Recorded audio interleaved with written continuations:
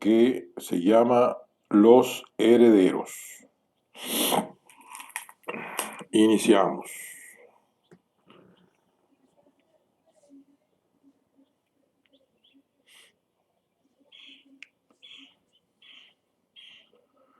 Los herederos. Los sirvientes ajustaron la cota de malla al esbelto cuerpo de Pendragón, y los anillos de bronce refulgieron bajo los haces de luz que penetraban por las aspilleras. El hijo de Constance contempló su oscuro reflejo en la plancha de obsidiana pulida, y le guiñó un ojo a su hermano que estaba a su espalda. Uther contemplaba con admiración a su hermano mayor, quien había alcanzado ya la edad necesaria para ser nombrado caballero. Pendragón era un joven con una planta envidiable. A diferencia del primogénito ya difunto, el enfermizo Mainés, ellos dos sí que habían heredado la recia complexión de su padre y su imponente estatura. También su nariz rotunda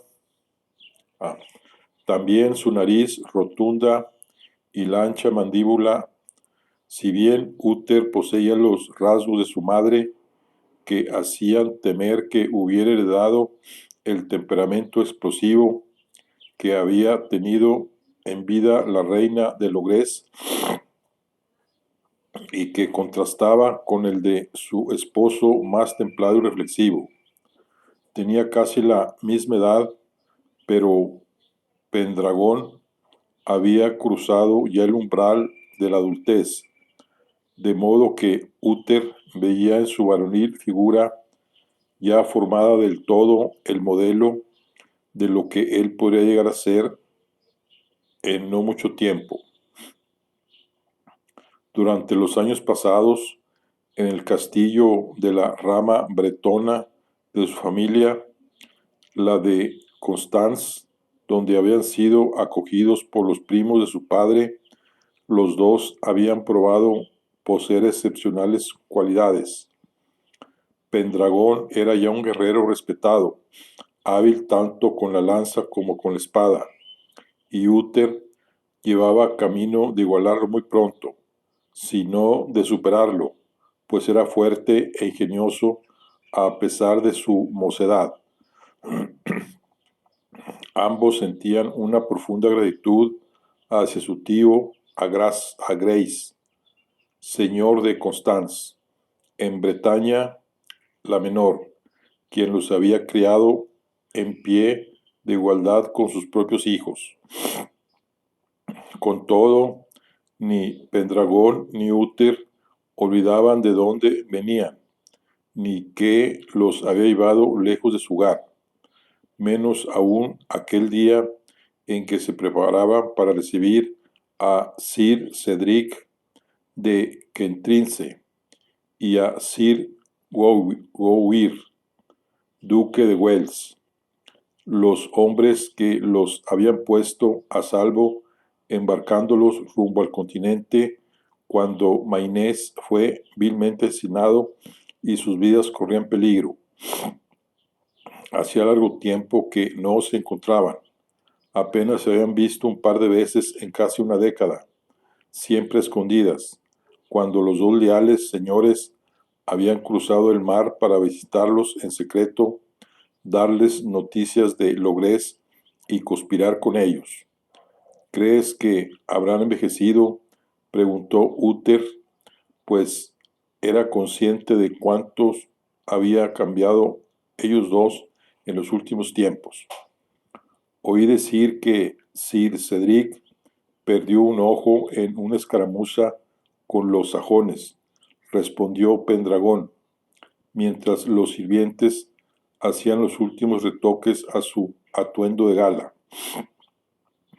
Los hermanos estaban perfectamente al tanto de que Vortigern había casado con una princesa sajona y que, como parte de la alianza con los invasores, les había permitido asentarse en territorios orientales de Logres, para disgusto de los notables del lugar. El señor de Kent-Rice y el duque de Wells siempre habían sospechado que había sido el galés quien había inducido el asesinato de Maynes, por más que hubiera intentado encubrirlo y que hubiera asumido toda la regencia en lugar de tomar la corona de Logres, como muchas voces habían reclamado entonces.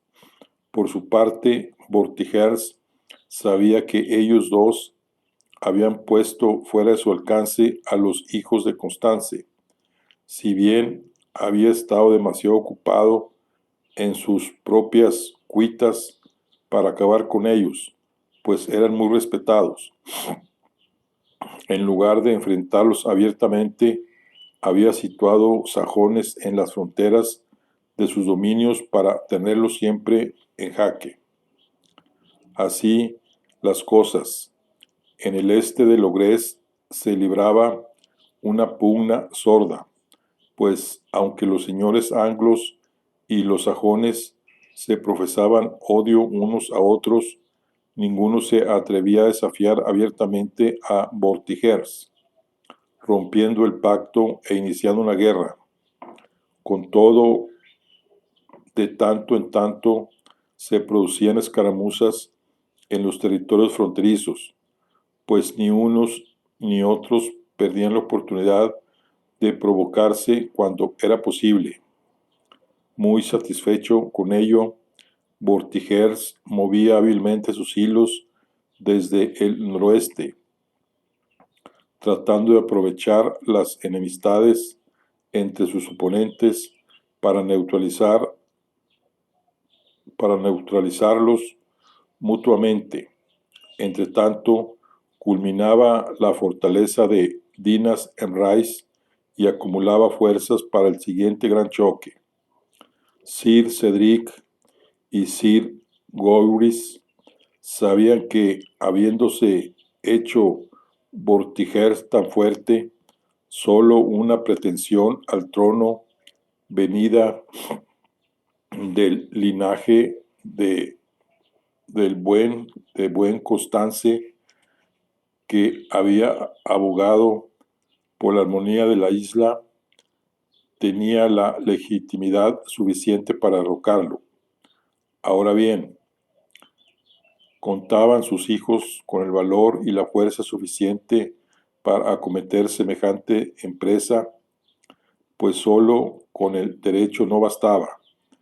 En aquella visita, la cortesía, el afecto y la política se mezclaban a partes iguales. Ardían en deseos de comprobar con sus propios ojos de qué pasta estaban hecho Pendragón, el heredero. Ellos, por su parte, se habían afanado todo lo posible por ayudarlos a reunir un ejército al otro lado del mar y tejer alianzas en la isla para recuperar la corona.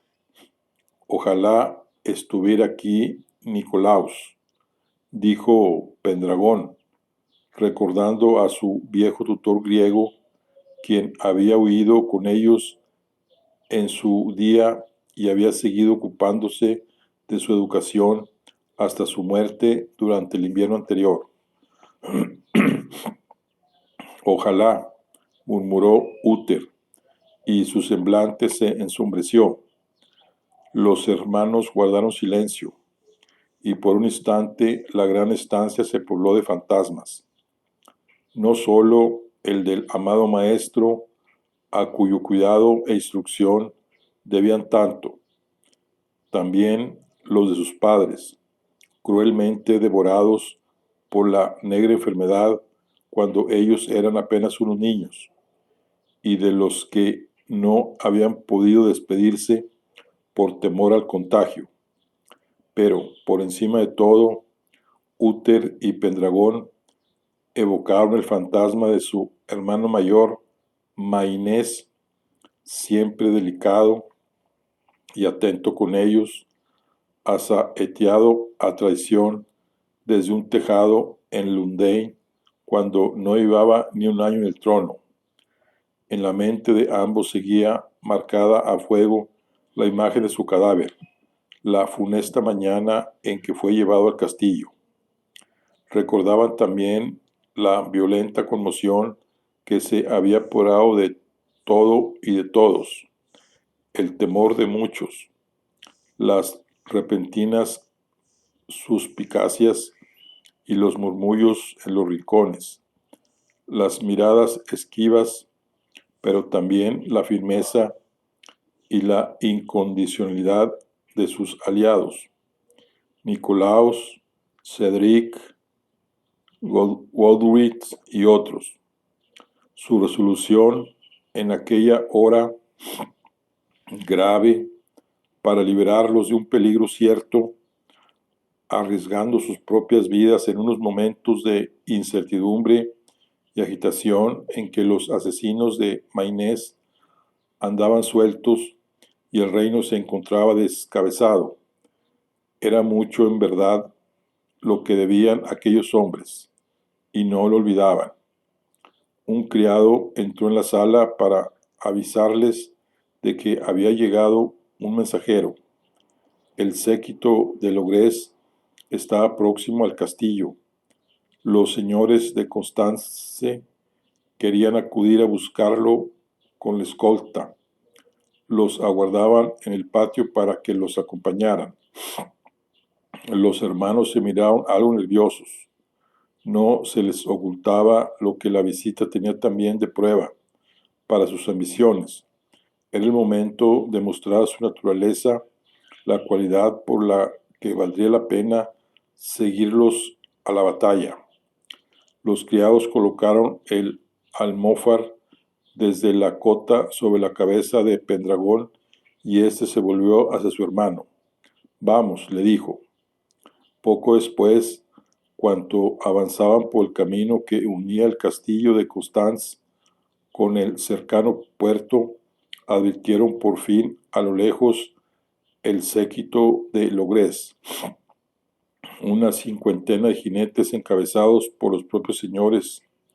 Al verlos ondeando sus estandartes, los hermanos se estremecieron de emoción y, adelantándose al resto de la escolta, acudieron al galope a su encuentro. Sed bienvenidos a las tierras bretonas, ilustres señores, gritó Pendragón, amainando el paso cuando ya estaban frente a los recién llegados. Por todos los diablos, no puedo creer lo que ven mis ojos, exclamó Gawain, visiblemente emocionado también. Que me aspen si no eres el vivo reflejo de tu padre, dijo Cedric, cuando, habiendo echado el pie a tierra, tuvo a Pendragón frente a él. Los hijos de Constance soltaron una gozosa carcajada antes de abalanzarse sobre el veterano guerrero para abrazarlo. Tenía el pelo cano, pero como el duque de Wells, más joven, lo conservaba casi intacto. Ya por la tarde, después del recibimiento en el castillo y de un suficiente festín regado con vino, anfitriones e invitados recordaron viejas historias y se pusieron al día de las nuevas. Con el transcurrir de las horas, a medida que la tarde declinaba y las antorchas y velas sustituían a la luz natural, la conversación viró hacia temas más serios y apremiantes. Se desplegaron mapas trazados sobre pieles curtidas, se certificaron compromisos y se calibraron fuerzas. Mis tíos y mis primos están con nosotros. dijo Pendragón con firmeza, así como todos nuestros aliados, asintió a Grace, tan solo un poco más joven que Cedric y Gowrin, a los que conocía desde antiguo, nada menos que desde la boda de Constance. Era un hombre prudente, de pocas palabras y leal a su sangre. La casa de Vauriens y Mores, el rey d'Angennes y el duque de Lorraine también nos apoyan. Continuó Pendragón. Cedric gruñó satisfecho. Estupendas noticias. ¿Cómo lo habéis conseguido? Dijo. Todos estos nobles eran jóvenes, pero pertenecían a un linaje enérgico y apreciado entre los bretones. Ya habían probado su capacidad en la batalla con éxito frente a los intentos del poderoso rey Claudas de Gaula, rey de reyes en aquellas partes del continente, de que no llegasen a tomar el poder cuanto a cada uno le llegó el momento. Sus mesnadas, bien lo sabía Cedric y Gowrir, suponían un refuerzo notable, si no decisivo para el desembarco, el momento más peligroso de la campaña. Mi padre era querido en estas tierras, respondió Pendragón, pero hay también otros motivos que decantan tantas voluntades hacia nuestro lado, añadió, mirando a su tío, quien asintió, pidiéndole implícitamente que continuase. Los señores bretones ven en Vortiger el mismo peligro que aquí supone Claudas. Nadie conoce a qué extremo pueden llegar los dos en su ambición. No son gentes de concordia, que sepan ganarse el respeto por la nobleza de sus acciones, sino que buscan la supremacía a cualquier precio. Son capaces de vendernos a sus peores enemigos, sin darse cuenta de que plantean la semilla de su propia destrucción. Los ciega el ansia de dominio. El señor de Kentrice y el duque de Wells escuchaban a Pendragón con interés. Tenía el mismo nervio que su padre y las ideas claras.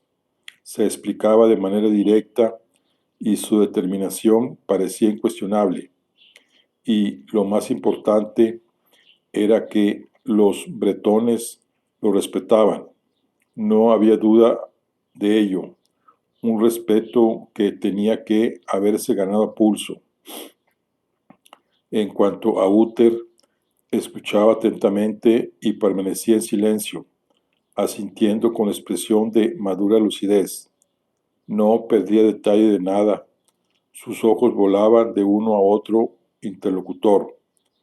Seguía siendo tan despierto como lo era de pequeño. Veo que no habéis perdido el tiempo, dijo Sir Gowers, dirigiéndose a los hermanos. Sir Cedric tomó la palabra para ofrecer el punto de vista de los insulares que tenían la información más reciente sobre la situación. Sumada vuestra hueste y la nuestra, sin duda podemos dar la batalla, pero recordemos que Vortigern intentará encerrarse entre varios frentes. Los sajones, aquellos anglos que le son fieles, y sus tropas gales. Los sajones presentarán una resistencia feroz y nos acosarán desde el mismo desembarco. Por eso es preciso deshacerse de ellos cuanto antes. Tiempo habrá de ir luego en busca del viejo halcón, sea cual sea el castillo en que se esconda, de los muchos que tiene en Gales. Confiamos, de todas formas, en contar con más apoyos, aseguró el duque de Wells. El recuerdo de vuestro padre sigue vivo en toda la isla. No faltan quienes desean levantarse en armas para echar al usurpador, que se ha vuelto más cruel con el tiempo. Los contactos están hechos, pero las redes de Vortigers son vastas y es mejor ser prudentes. A buen seguro que habrá indecisos que se nos unirán también cuando juzguen que la invasión tiene visos de prosperar. Por tanto, el éxito del desembarco es esencial.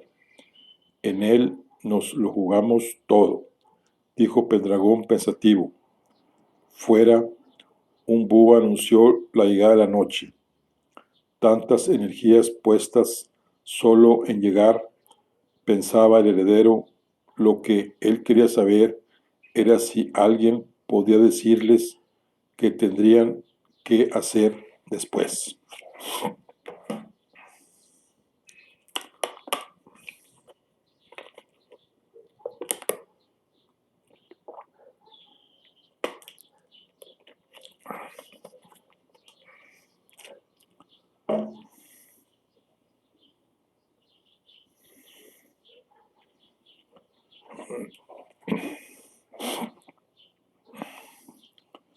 Durante las jornadas que siguieron, los aliados pudieron discutir los detalles del plan. El señor de Kentrice y el duque de Wells no hicieron sino reafirmarse en la excelente impresión que Pendragón causaba en quien atendía a sus razonamientos. Su juventud no le restaba preparación para encabezar la arriesgada empresa, pues brillaba igual que el añorado Constance, y como aquel tenía a grandes guerreros de su lado. Las dificultades serían muchas y la lucha cruenta, pero el propósito, restaurar el poderío de Logres y que el nuevo rey buscara la concordia entre los señores anglos, bien lo merecía.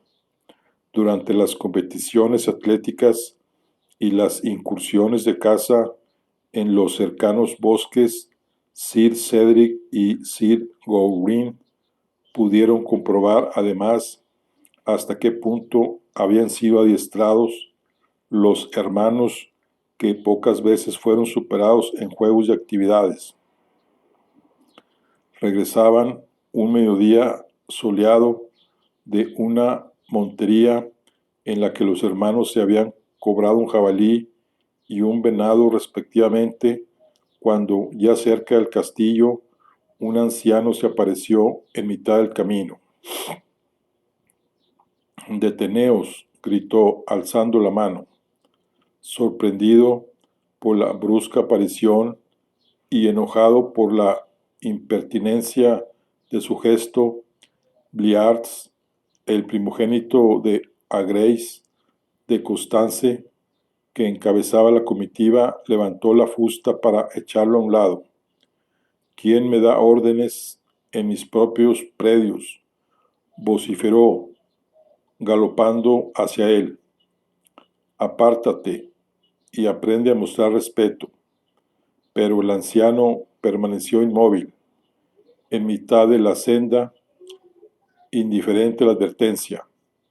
Cuando Bliards ya estaba sobre él e iba a descargar el golpe, el viejo movió sus labios y abrió aún más la palma de su mano alzada en dirección al furibundo jinete. En ese preciso instante, el aire sufrió una conmoción. El caballo detuvo su galope bruscamente y caracoleó como si un repentino obstáculo imposible de superar se hubiese cruzado en su camino, y derribó a su dueño, que rodó por el suelo. Los que iban detrás sintieron asimismo la sacudida y solo a duras penas lograron mantener el equilibrio. sobre sus monturas asustadas. Era como si un muro invisible se hubiera alzado frente a ellos.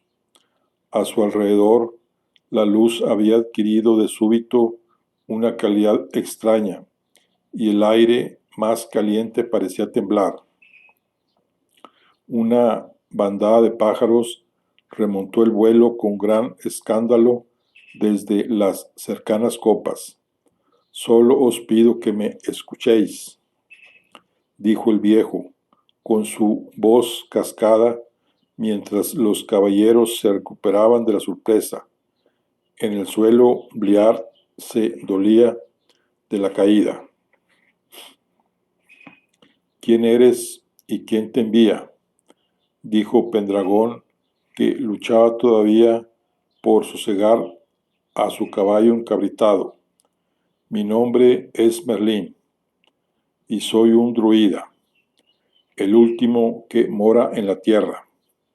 Os mostraré mi verdadero aspecto, pues quiero que me conozcáis tal como soy, respondió el anciano, y sus rasgos comenzaron a rejuvenecerse ante el pasmo de los jinetes, transformándose a una velocidad vertiginosa, de modo que las arrugas del viejo dejaron paso al rostro barbilampiño de un muchacho de piel blanca y delicada, al tiempo que su espalda encorvada se enderezaba súbitamente, y sus ojos pequeños y hundidos se enlogaban en mitad de las nuevas y tiernas facciones, sin perder un ápice de su magnífico brillo.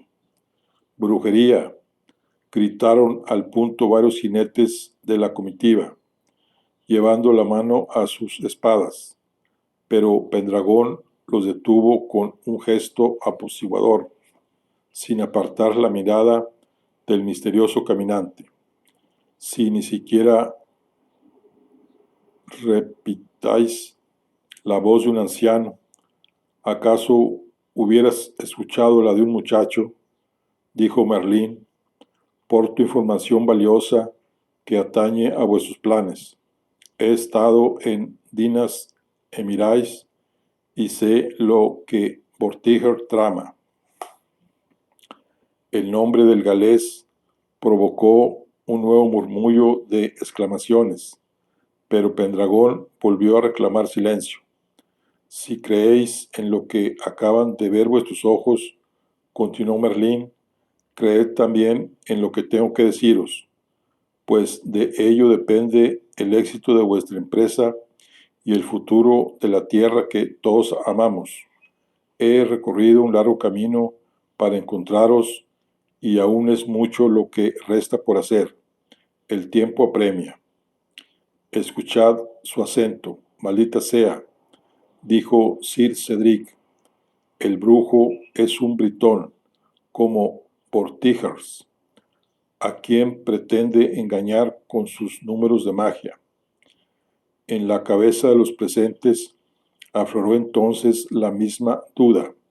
Si Vortigers quisiera tenderse una trampa, tendría la sofisticación de enviarles a uno de los suyos en lugar de comprar la voluntad de un anglo. El aire se había atemperado de nuevo, recobrando su densidad normal, pero la situación era harto desconcertante. Les hablaba un mozo imberbe. Si bien había realizado una asombrosa demostración de poder, a pesar de su aparente fragilidad, nada parecía arredrarlo. Su mirada desprendía un extraño magnetismo. Había algo en él que intrigaba a Pendragón y también a su hermano Uther, algo que les hizo vencer su resistencia. Que alguien le haga un hueco en su silla, ordenó el mayor de los hermanos. Pendragón, le dijo Cedric, con aire de protesta, aproximándose a él. Has perdido el juicio, primo, añadió Bliard, que había subido de nuevo su caballo, magullado y dolorido, tanto si es un enviado de Vortigern como si lo es del mismísimo diablo, te aseguro que voy a moler a palos a ese mocoso. Sospecho que no sería tan sencillo, respondió Uther, el hermano menor. Pendragón, que seguía mirando fijamente a Merlín, adujo: nada perdemos con escucharlo. Si no tiene nada interesante que decirnos, será todo tuyo. Bliar tiene mi palabra. De momento, que venga con nosotros. Sube, añadió, conminando a Merlín a unirse a la partida. Un jinete se adelantó y tendió el brazo a Merlín para ayudarlo a subir, pero el muchacho se encaramó al caballo sin ayuda, aferrándose a su pelaje con un gesto tan natural y extraordinariamente ágil que volvió a despertar asombro. Si es que precisas una montura para algo, dijo Uther, y asusando a la suya, puso rumbo hacia el castillo. Al final de la montería, los cazadores se habían cobrado una pieza tan singular como inesperada.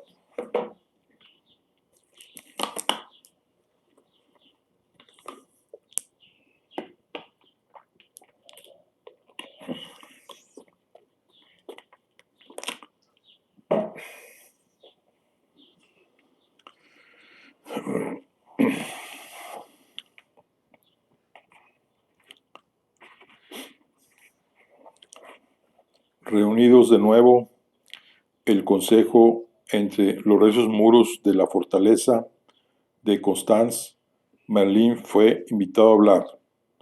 Los hijos de Agrais sugirieron maniatarlo e incluso colocarle un capuchón en la cabeza para que no pudiera encantarlos con sus malas artes, pero Pendragón, cruzando miradas de complicidad con su hermano Uther, se negó, a condición de que el muchacho diera su palabra de no emplear de nuevo sus poderes.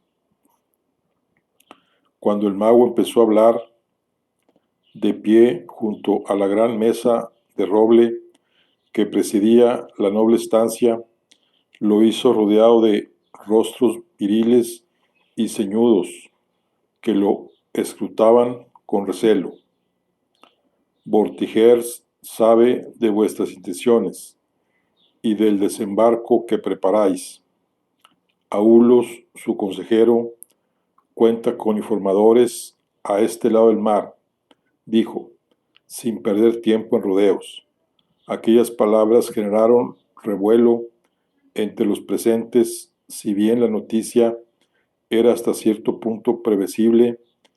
La envergadura de los preparativos de una hueste como la que se estaba armando allí hacía difícil mantener el secreto. Lo importante era que el galés no conociera los detalles del plan ni cuándo iba a llevarlo a cabo. Es mucho lo que hemos oído de ese monje, el tal Aulus, terció el duque de Wells, y en eso el muchacho dice la verdad. Los sajones están advertidos, continuó Merlín, y preparan defensas costeras en secreto desde hace semanas.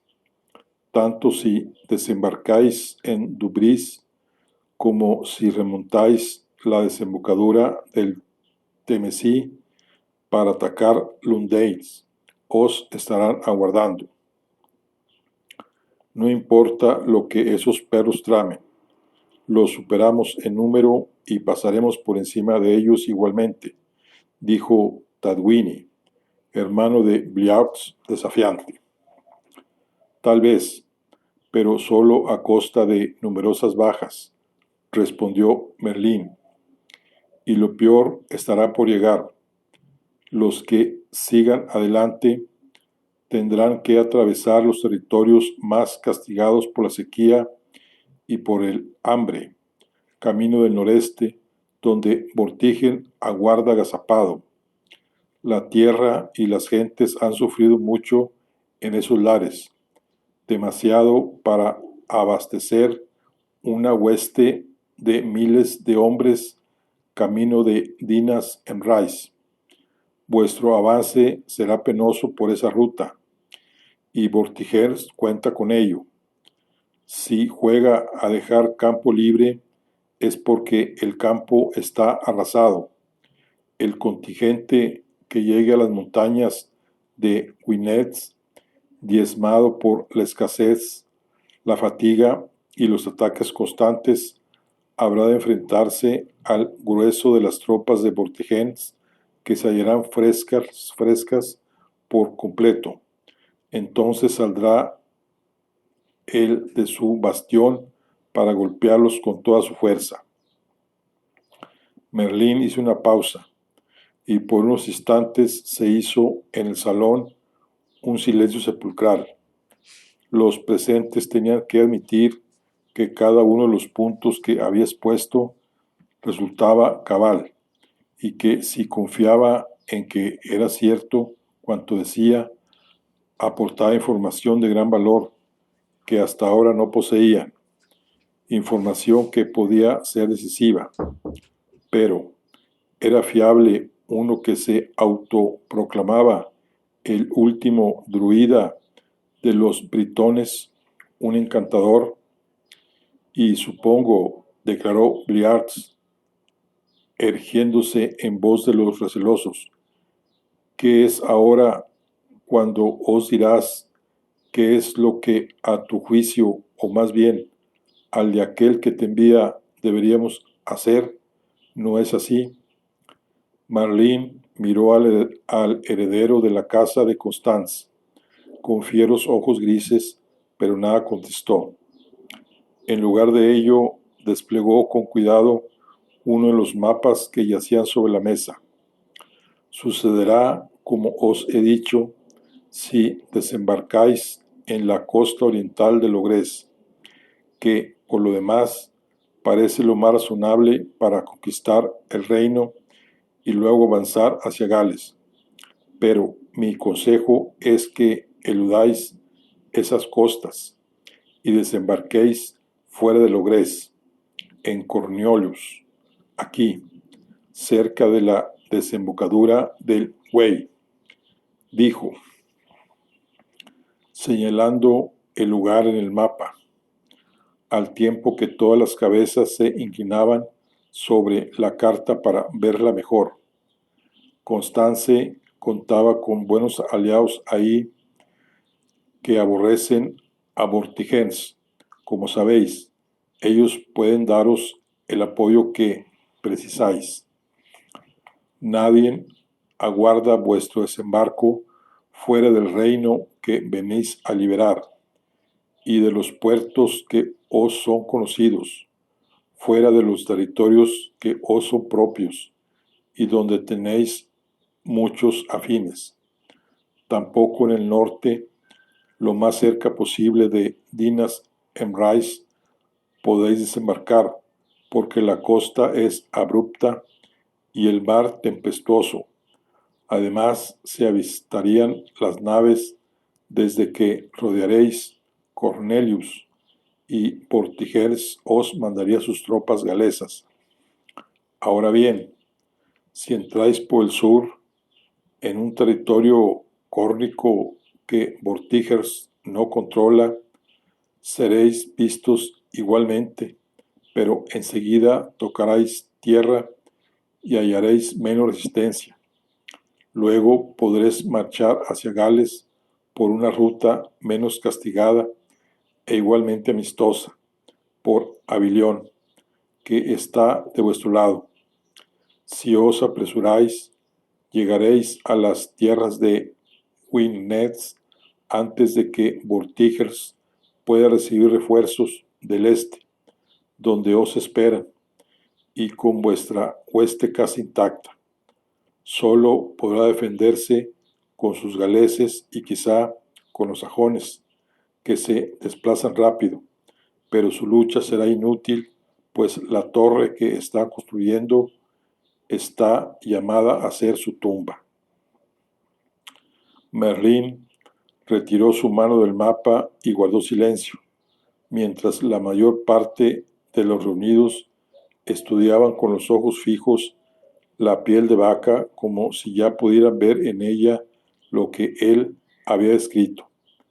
El brujo se expresaba con un aplomo chocante, absolutamente impropio de su edad, y sin embargo lo que decía semejaba bien fundado, persuasivo, peligrosamente persuasivo. Habéis perdido el juicio, dijo Bliar, al ver que incluso su padre parecía tomar en consideración aquellas palabras. Vais a creer en un desconocido, un pagano asistido por el maligno. ¿No veis que Vortigers nos está tendiendo una trampa? Sometámoslo a la prueba del fuego, así saldremos de duda. La propuesta excitó los ánimos y caldeó la discusión entre los presentes, tan perplejos por la aparición de Merlín y subyugados por su magnética áurea, como divididos en su interior en cuanto a la confianza que aquel extraño personaje surgido de la nada podía merecerles. Solo Uther y Pendragón, que habían escuchado atentamente la intervención del mago, parecían mantener la calma. Haciendo callar al resto, el mayor tomó la palabra. Me temo que hay algo que no nos has aclarado todavía, Merlín, le dijo con voz pausada. Asumamos que es cierto cuanto afirmas. ¿Por qué nos lo cuentas?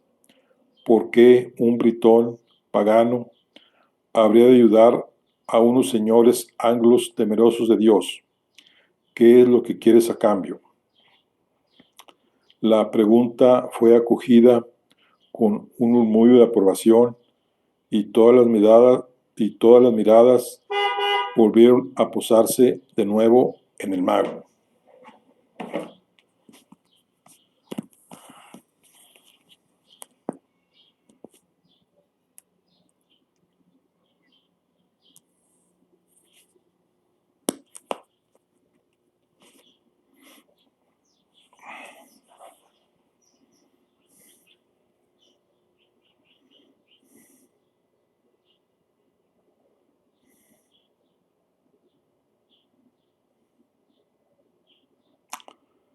Crecí en las entrañas del bosque de Camartén, dijo Merlín.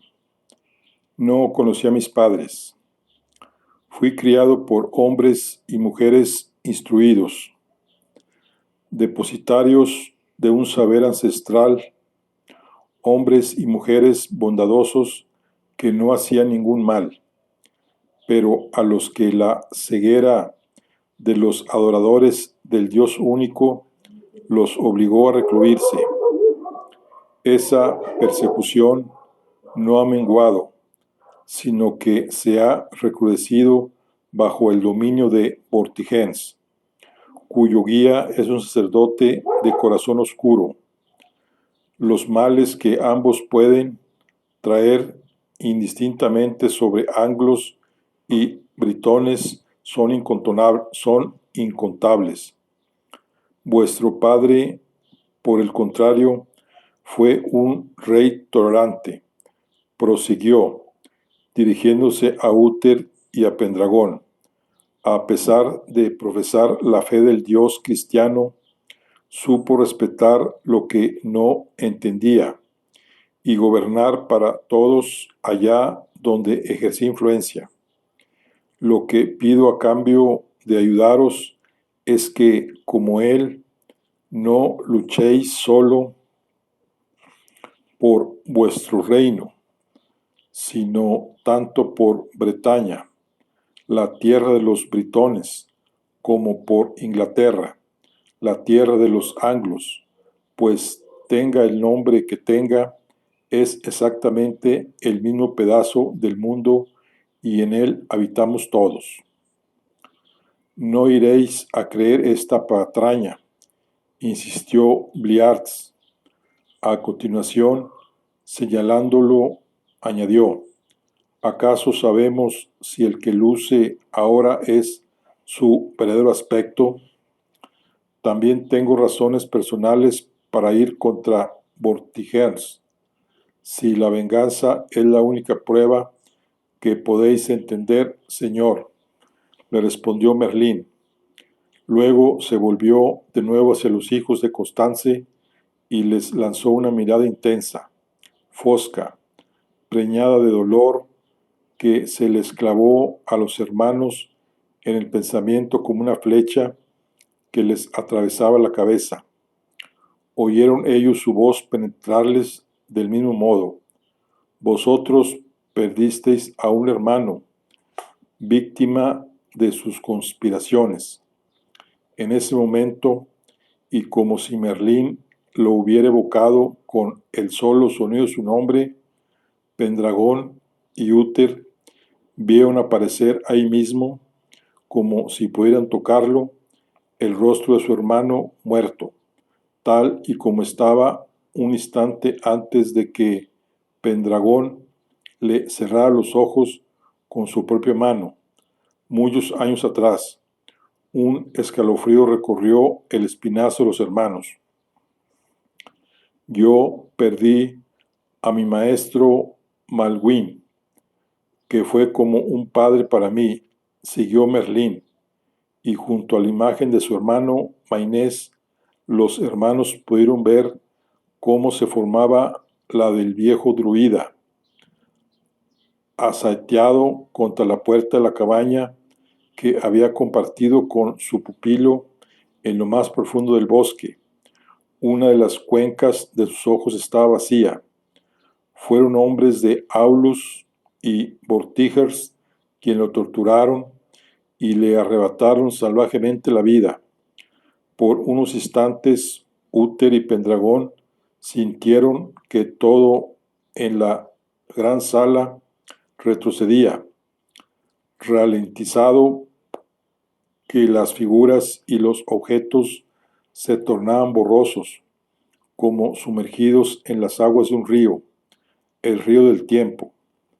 Todos, a excepción del fuego que ardía en la gran chimenea y de las dos imágenes que flotaban entre ellos, y Merlín como un sueño extrañamente vivido, reviviendo los más dolorosos recuerdos. Yo también he sufrido como vosotros habéis sufrido. Oían la voz del mago en sus oídos sin que éste llegara a moverse los labios. Nuestro dolor es solo el principio de un largo camino, un camino que hemos de recorrer juntos. ¿Quién eres realmente?, le preguntó Pendragón, sin mover tampoco los labios, con un impulso repentino de su pensamiento. Ni siquiera yo lo sé aún a ciencia cierta. Forma parte de ese camino averiguarlo, pero necesito, tanto como vosotros me necesitan a mí. Traed un hierro candente. Rugió la voz de Bliartz, y de súbito las imágenes se esfumaron delante de los ojos de los hijos de Constance. El mundo recobró su consistencia y su movimiento, como si los hermanos hubieran emergido de nuevo a la superficie de unas aguas fantasmales en cuyo fondo hubieran quedado fugazmente suspendidos. A su alrededor, los guerreros se seguían discutiendo, prestando oídos a Bliartz. Tadwines se había aproximado al fuego mientras otro trataba de arrebatarle el tizón para impedirle que consumara la amenaza. Aparentemente indiferente a todo ello, Merlín seguía mirando a los hermanos. En sus ojos de águila gris se reflejaban las altas llamas del hogar, ardiendo aún con más fuerza. «Basta», dijo Pendragón, golpeando la mesa con el puño, con lo cual consiguió concentrar todas las miradas en medio de un silencio absoluto. Dirigiéndose a todos, se pronunció con vehemencia: «Yo creo al Britón». Sus palabras resonaron con tanta fuerza entre las paredes del salón que nadie nos osó replicar nada, y aunque quisiera engañarnos, ¿acaso nos aguardarán en el sur mucho más preparados de lo que ya lo están en el este los sajones? No lo creo. Si también los paganos quieren unirse a nuestra causa, bienvenida sea su ayuda. Sabremos cómo aprovecharla, y yo no me avergonzaré de recompensarlos como compensa cualquier hombre de honor a quien le hace bien. Mía es la decisión, como pretendiente al trono, y yo decido asumir el riesgo de creerle.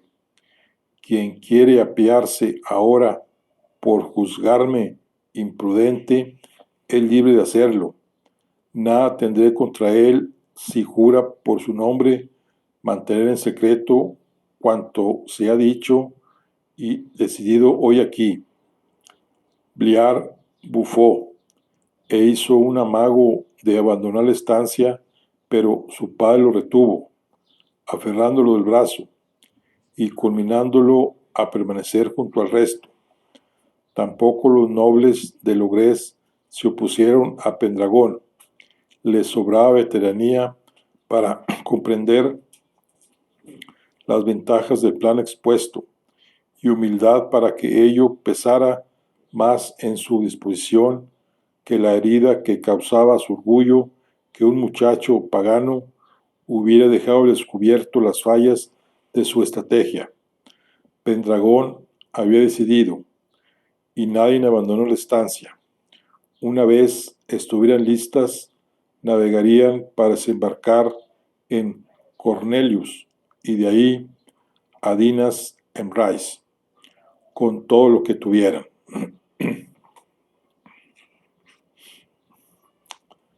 A la mañana siguiente, a primera hora, Merlín llamó a la puerta de los aposentos de Pendragón.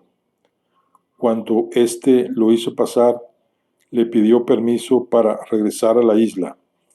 Tan pronto, le dijo Uther, es mucho aún lo que queda por hacer ahí para garantizar el éxito de nuestra empresa, dijo el muchacho, con aquella extraña seguridad que tan proverbial parecía en él. El pretendiente lo miró con suspicacia. Por un momento pareció dudar. Finalmente se acercó a su escritorio y, tomando una pluma, redactó un salvoconducto que procedió a sellar con su anillo. Toma, porta esto contigo y muéstralo en el puerto a una de las naves que ha de zarpar hoy. Garantizará tu seguridad hasta llegar a Logrés. Una vez allí, volverás a depender de ti mismo, aunque no parecen faltarte recursos. Gracias, dijo Merlín, tomando consigo el documento lacrado.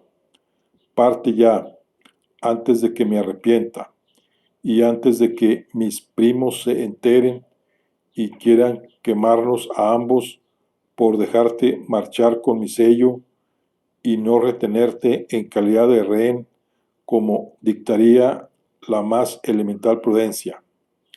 Volveremos a vernos, dijo Merlín, y acto seguido se dio la vuelta y enfiló a la salida. Aguarda, le pidió Pendragón, cuando el mago ya había abierto la puerta. Merlín se giró de nuevo para escucharlo. Ayer dijiste que la torre que Vortigern está construyendo sería su propia tumba. Así es. No es, por tanto, un vaticinio, ni un deseo, sino una afirmación. ¿Acaso puedes también ver el futuro? El mago sonrió. Solo cuando trabajo para que suceda lo que veo, respondió, antes de esfumarse por la puerta y cerrarla tras de sí. Bueno, aquí concluimos lo que es el capítulo 2 que se llama Los Herederos. Nos vemos en la siguiente. Hasta luego.